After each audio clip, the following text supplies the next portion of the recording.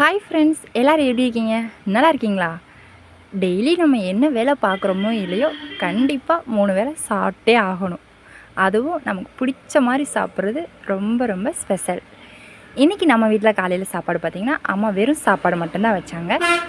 Night வச்ச சாம்பார், ரசம் எல்லாமே இருந்ததுனால சாப்பாடு மட்டும் போதும்னு சொல்லிட்டாங்க. எனக்கு மதியானம் அதையே கொண்டு வர ஒரு மாதிரி போர் அடிச்சிச்சு.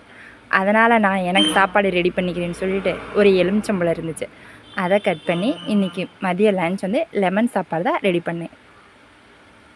டெய்லி ஏதாவது ஒரு காய் கொண்டு போகணும் கம்பல்சரி அப்படின்னு சொல்லிட்டு தான் ஃபர்ஸ்ட் நாள் அந்த டிஃபன் பாக்ஸ் வாங்கினேன். ஆனால் அடுத்த நாளே வெறும் லெமன் சாப்பாடு மட்டும் கிளறிட்டேன். காய் கட்.